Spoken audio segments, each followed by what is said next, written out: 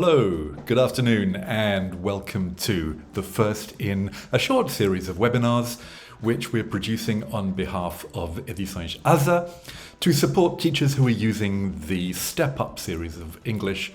My name is Dave Tucker, and today we're going to be looking at ways that students can use their familiarity and frequent use of social media to boost their language resource. So here we go. We're going to be looking at noticing language, purposeful noticing of language, especially when using social media, which we know they do quite a lot, and how they can take language from that and use it to boost their active resource of language. So, as we go through in the next approximately half hour, we'll be looking at ways that we can activate this noticing, how we can store the language, how we can practice the language, how we as teachers can help the students become more confident, and how we can move them towards being more natural and authentic users of everyday language. Let's first take a look at the statistics about the way that teens use media, especially social media, but screen time in general. There is, from statistics I found on the web, an average use of 9 hours a day for adolescents, including all media. So this will be including TV and watching series and using computers and tablets and phones and whatever other media they might use. But 9 hours a day apparently is average use for adolescents, and that's quite astonishing, if not alarming. 3 or more hours of that will typically be on social media. That becomes more believable. I have spent 3 hours a day or more myself quite frequently. These particular statistics come from a site called socialbuddy.com.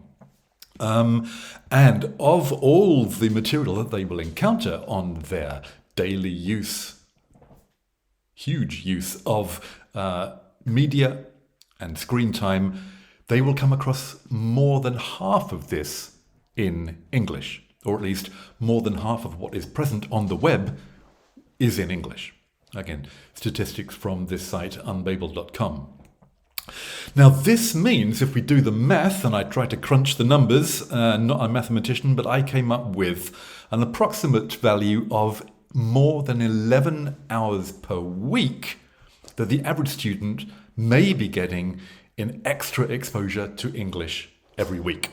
An extra 11 hours of English is almost like a dream come true. There's so much there that can be activated and drawn from and capitalized upon and put to good use if we can only find that trigger to get them to invest in that English. And that's what we're going to be looking at today, and how we can really get them searching, finding, taking, using, absorbing language from their social media time.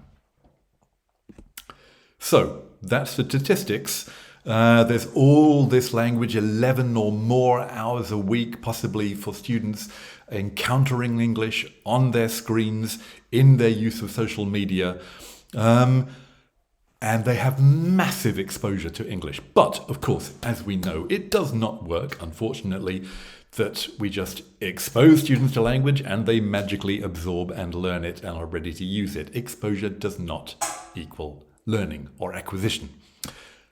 But, on the other hand, if we take that exposure and add some purposeful attention, so that the students are zeroed in on what they need and they're actually paying determined and specific attention to that language, then we can make that language into a passive resource, language which they will be able to recognize and deal with in an easy and comfortable way as they encounter it online or wherever it may be.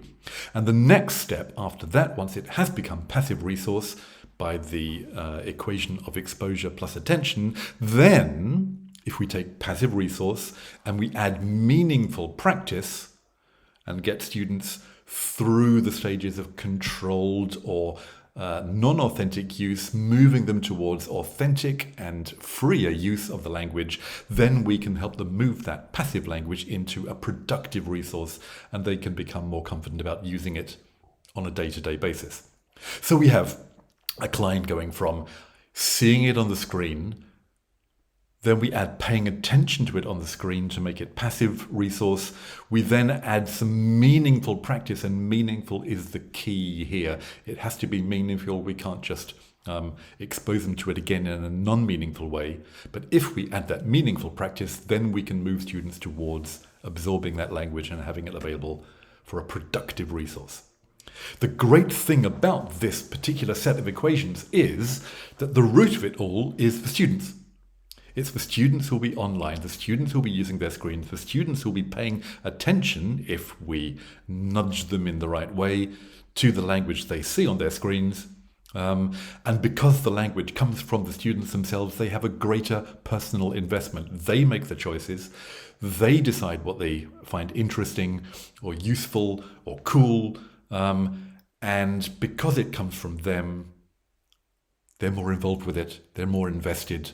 And hopefully it will make it more motivating and the language more and the learning more lasting. That's the theory. Let's see how we can put this into practice. So, just a little bit of background about noticing itself. The term was first formally used by this guy, Richard Schmidt, in 1990. He wrote a paper entitled Consciousness in Second Language Learning, where he outlined his research and how he had been using conscious noticing with his students, and how it could help the acquisition of language. A quick quote from his paper here. He said that noticing is the necessary and sufficient condition for converting input to intake. So input is what passes in front of their eyes. Intake is what we can encourage them to extract from that, become familiar with, and be able to later use. So noticing is the necessary and sufficient condition for converting input to intake. That sounds very intellectual and very scientific. So if you ask a non-scientific person like me, I might say, in other words, that it moves them from yeah to oh right. And that's the difference. Yeah is, what you send past their eyes every day, and 90% of it will just float past and there'll be no attention paid. But if we use purposeful noticing and put that to good use, then yeah will actually turn into oh, right. And that's the first step towards recognizing, extracting, and using language. There we are. Dave Tucker, I just said it, 2022. You can quote me. Now, noticing, here we are. Here's a little bit of basic noticing. What do you notice in this text? This is a short text taken from the Step Up series. It's all about friendships online. The cyber invasion is here, it says in the first sentence. So I'm just going to give you a very quick 20 seconds, because longer than that feels uncomfortable with silence in a webinar. But have a very quick look at that text. What jumps out at you? What do you first notice? What phrases, what words, what bits of that text do you notice? I'm going to give you about 20 seconds. Here we go. Have a look, and then I'll come back to you in a moment.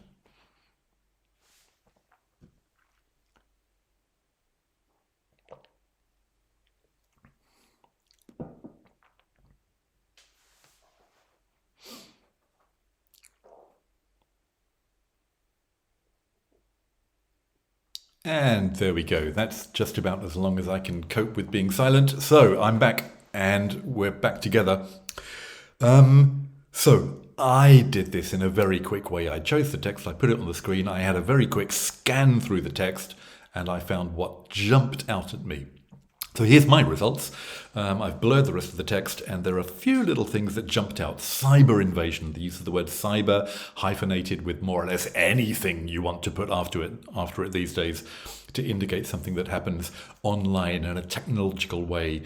The cyber invasion, cyber technology, cyber communication, cybernetics, whatever it might be. Via the internet, I wish students and users of English all around the world would use the word via more. You so often find through, where via is much more useful in many situations. I want to encourage the use of the word via. That's why it jumped out at me. Don't work out. There we go. Nice phrasal verb right in the middle of the text. We want our students at this level to be comfortable with taking on and using phrasal verbs. In the long run, nice little phrase to avoid repeating the same familiar phrases for a long time, for many days. In the long run is a great phrase to use in the various different levels of academic or non-academic language.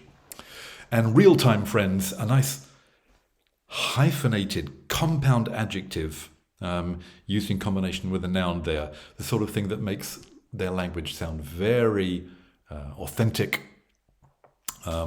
So if they can extract this type of language, it's going to be good for them. So these are the phrases that jumped out at me first. You might have other examples which jumped out at you that you consider interesting and useful. You might want to put across to your students or encourage them to notice. Noticing can happen in lots of different ways. Let's start first with directed noticing. So we're going to be much more specific and much more directed and much more directed to the text here. You might, as a teacher, decide that you want your students to look out for certain combinations of words, especially if you've been practicing them recently. So an adjective plus noun combination, a verb plus preposition combination, a phrasal verb, so being verb plus particle combination, or a verb plus noun combination. Any of these you might be covering in your classes, doing it from the coursebook material, and you want your students to go out into the English world or even just onto the page in front of them and find examples and show, look, this really does happen in real life. It's all over the place. So we direct them to a text. We're asking them to look for one or two or all of these combinations. 4 at a time gets a bit bewildering, but a couple they can cope with. But they might find things like this. So adjective plus noun, for example, successful relationships. We had real-time friends earlier. Verb plus preposition, we've got a few here. We've got search for, we've got apply to, we've got interact with, and recognizing these common collocations is very useful for them. Phrasal verbs, we already mentioned, again, in the middle of the text, we've got the phrasal verb there, work out. They can see that this is real language in real use, taken from real authentic sources. And a verb plus noun, for example, stay friends, helps them get familiar with common collocations, combinations of words that sound good and work together. So directed noticing can be you, the teacher, starting from a point of what you want them to find and pushing them, nudging them towards it. Directed noticing is very specific. Getting a little looser is suggested noticing. You might ask them just to scan the text. I find this is very useful for the first approach to a text, a gist read, a global comprehension. Just find words or phrases in the text that interest you, or that puzzle you, or that please you, or that annoy you. Anything that jumps out that just grabs your attention. So a typical student or teacher maybe might jump on something like an actual cafe. Now this is a typical student thing that they might notice. They say an actual cafe, un café actual, and they realize that actual here is not actual. It doesn't mean now. It means the real thing, an actual cafe. That's interesting maybe, and they start to realize that actual has a different use from what they're used to. Something that puzzles them might be this combination, with via. What do you mean with via? With via the internet, and then they might realize that being in contact with is one block and via the internet is another block. But with via might seem strange at the beginning. Just like when I was learning Portuguese, I got very confused by para com. Foi muito mal educado para comigo. Para com? What does that mean? And then you start to realize how this combination, an unusual combination of words, is used. That's something that pleases you, this or not. I've had students who get obsessed with or not everything you say. You might say to your students, I'd like you to look at exercise 1, and one of your students will say, or not. It's nice. It's a nice little phrase you can use to be funny, to be open, to open up options. And you can use it in writing, in speaking, wherever you like. It's a great little phrase to drop in. And something that might annoy you, as I said, the ubiquitous use of cyber. Cyber anything. It seems you can put the word cyber in front of anything now. A cyber banana. And it's apparently means something new these days. Some people might find that annoying. So there we go. That's suggested noticing. We give them possible different areas or lines to follow of interest or puzzlement or pleasure or annoyance, and they go looking for things that match with that. On the other hand, what I call, and these are not official terms, by the way, these are my terms that I've made up and used in training sessions and with my students. Subliminal noticing is just being aware that every time you come across a substantial portion of English in the book, on the web, on the TV, wherever, there's always something you can pick up or pick out or extract that's gonna make you sound more informed or more convincing or more natural or just cooler. Me trying to teach my students to be cool is a bit comical, but never mind. So more informed, this may, virtually or not, opening up options, not being single-minded about something, but giving both sides. It's a great way to show that you are considering both sides. More convincing, the cyber invasion is here. More convincing, short, emphatic sentences are great in English, and students need to learn to recognize that. You much more frequently find long, flowing sentences which are fine in Portuguese but don't work in English. Short and emphatic is a great way to encourage them to go. Something that's more natural, putting this preposition at the end of the phrase. With which we have only been in contact? No, we've only been in contact with. Put the preposition at the end of the phrase and you suddenly start to sound much more natural and authentic in your use. And something that makes you sound cooler might be just these little words, which some people call lubricators, which you drop in. They don't really mean much. You could take this word out and say, eventually, real-time friends tend to become more virtual.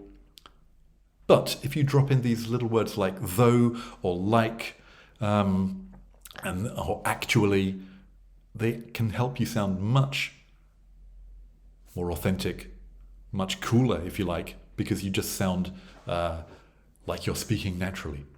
So eventually, though, real-time friends and these use of little lubricators can make students just sound much more like maybe they want to sound and like they hear people sounding on TV, online, on TikTok, on Instagram, wherever it might be.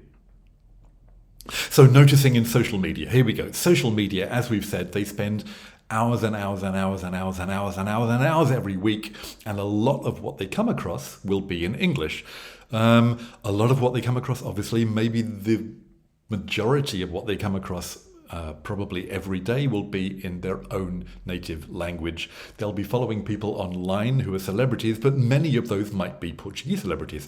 I know, for example, my stepdaughter, who was never particularly fond of English, does follow a lot of people online, and they tend to be Portuguese actors and actresses and musicians and sports people.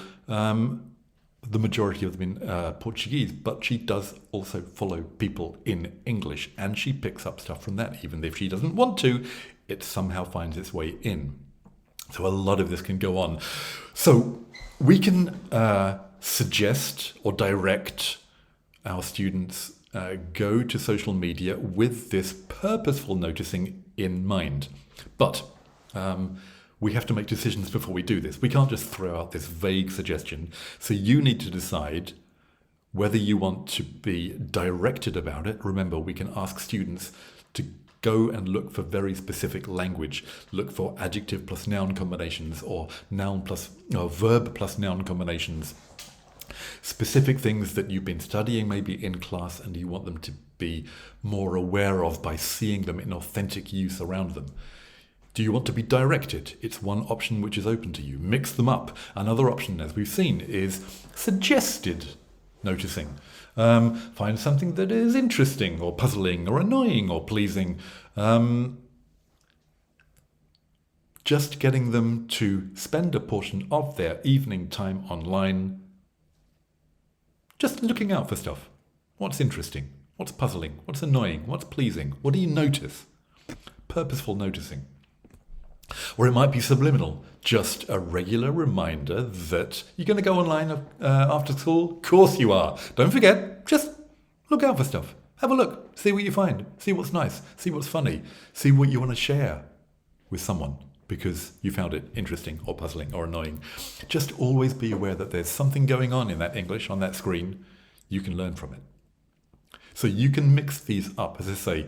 If it's directed, you might want to make it an actual obligatory homework task where in their online time they are required to find 5 examples of verb plus noun, or 5 examples of adjective plus noun, or 5 phrasal verbs.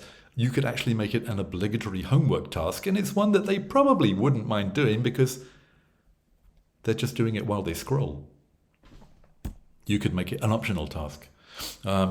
It would be something which you might set for them to go and look at the screen and pay particular attention to it while they're on their social media using that time. And they can bring something back if they find it interesting, share it with their classmates or not. We'll look at ways to share in a moment. But it can be a completely open and optional task, something that you encourage them to do, but you don't require them to do, and you're not going to shout at them if they don't remember to do it. Or you can make it an occasional thing, not something that's always ongoing. Always be aware every time you log on to your social media that you will be required to absorb language from it. But just make it something that happens once a week, once a fortnight. Make it a regular feature, or make it just a constant ongoing thing that is always open to anyone to extract language and share it with their colleagues. Now, I've used the word share several times just recently, as you may have noticed, and that's what we need to look at. Storing, recording, and sharing. So how do you store this language? You notice it, or the students will notice it, hopefully, online. Now, of course, they're extremely adept at using their fingers just to double tap and select text on the screen, or their mouse, or their trackpad, or whatever it might be. They can, of course, just transfer that to their notebook, their English notebook, and remember to bring it with them to class next lesson. That's one option. They can put it onto a classroom wall. If we're talking about low-tech options, then you've got wall space, physical wall space in your classroom which you can use, and you can have a notice board for noticed language that they can put up there, anything they notice that they find interesting, put it on a post-it or a piece of paper and pin it to the classroom notice board. You can use online, more technological options. For example, a Padlet, or something that I've played around with, which is Ideaboards. And they're really quick and easy to use. We're going to look at one in just a moment. So you've got low-tech and high-tech options of way that students can select, copy and paste language.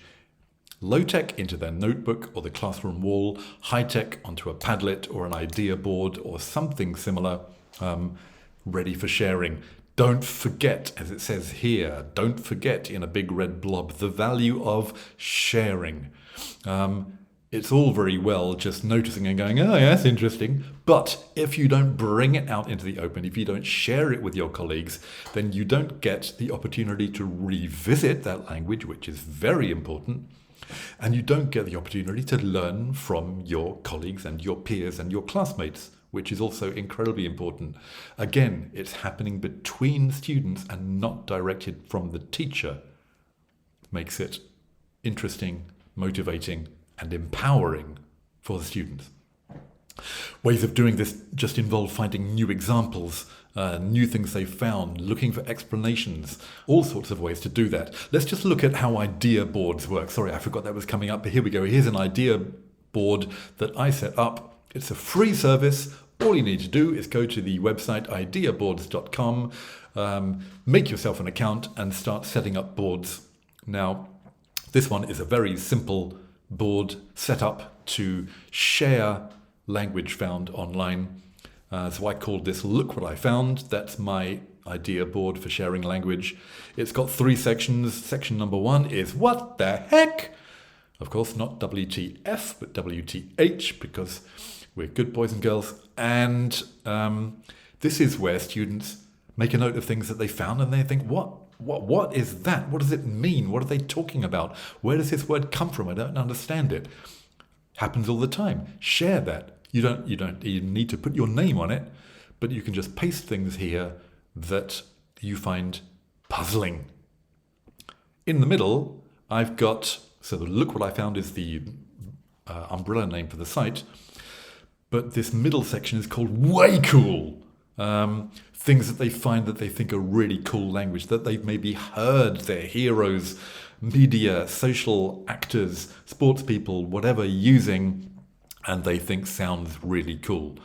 Real-time friends is not a very cool example, but it's the one I found in the text we looked at earlier.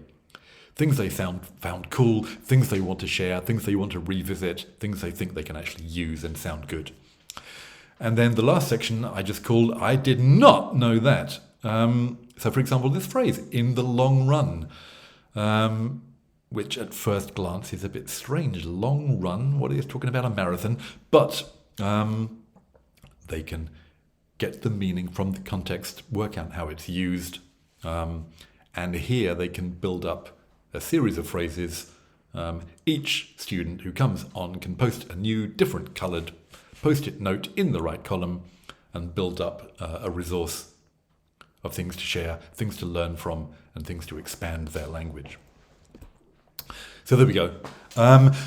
It is obviously extremely advisable for you, the teacher, to go and refer to this on a regular basis because you never know what students might leave there. Do keep an eye on it. Obviously, with the idea of capitalizing on useful language, and we'll see that in just a moment, you need to come here at times and take language that the students have found so you can recycle it for them and help them become confident in using it. But of course, you do need to do a little bit of policing as well every now and again. Something might come in there that you don't want, in which case you've got the right to delete it. So, how to take this language? The language having been noticed, how can we move it from passive to active use? So, stage 1, focus and awareness raising. We've got the language, we've noticed it, it's not part of their resource yet, but we have at least encouraged students to notice it. So the first phase, as it says here, is just awareness raising, focusing the students back on the language. You've got a list of these things on your classroom notice board, or maybe on your online Padlet or ideas board. Just go through and find your favorites. It's an opportunity, it's an excuse to just go and revisit.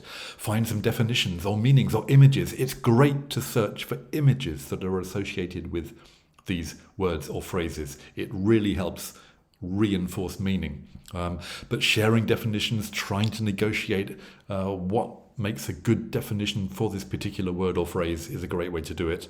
And you, as the teacher, might want to just come in every now and again and check concepts. Make sure, that they have understood the essentials of what they need to understand about each phrase.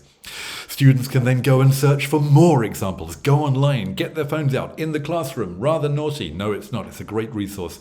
Get their phone out, search for more examples, find some images, share it with their classmates. Again, it's all coming from them. They're the ones doing the searching. They're the ones doing the reinforcing. They're the ones who found the language in the first place. It's very empowering for them. Images work great. They live in an image-based world. Images are really good for reinforcing meaning. And then the ones that they do find to be particularly funny, their favorites, funny or memorable or scandalous, then they can post those to the board. You might want to take them down immediately, but if they're particularly scandalous, but all of these are great ways to bring back the focus and raise awareness. Oh, they can also make, I forgot that was there, gap-filled sentences.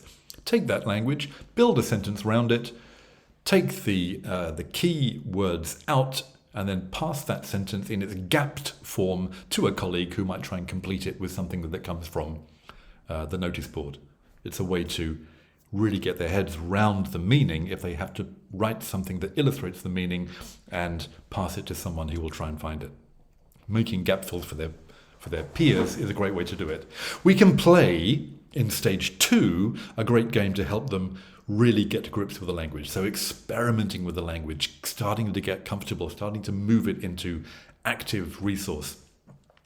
Your task as the teacher is simply to go to the notice board or to the Padlet or the ideas board and to take from it around 10 or maybe more words or phrases which the students have found. Then we'll play a noughts and crosses game. Just draw your typical tic-tac-toe or noughts and crosses grid on the board. Divide the class into 2 teams. So you've got 2 teams playing against each other. One is crosses, one is noughts. Each team will then take turns to choose 2 words or phrases at random. A simple way to do this, I get the students. I ask one student in one team, tell me a number between 1 and 10, and they say 8, and I say, great, okay, here we go. And I count out cards with the language on. 1, 2, 3, 4, 5, 6, 7, 8. There's your first phrase. And then I count again. 1, 2, 3, start again. 4, 5, 6, 7, 8. There's your second phrase. And that's a random way of choosing 2 phrases. What they then have to do in their group to get their nought or cross on the grid is to work together. And that is important because you'll get some students who go, I know, but no, they work together and they check with each other to make a sentence that uses those 2 words or phrases together within the same sentence and illustrate how they're used correctly. Don't, as it says here, don't be too strict on grammar. It's not a grammar focus. It's really focusing more on the meaning and seeing whether they can retrieve the meaning and output it again in their sentence. This is a great way to get them to reuse this language and feel comfortable with it.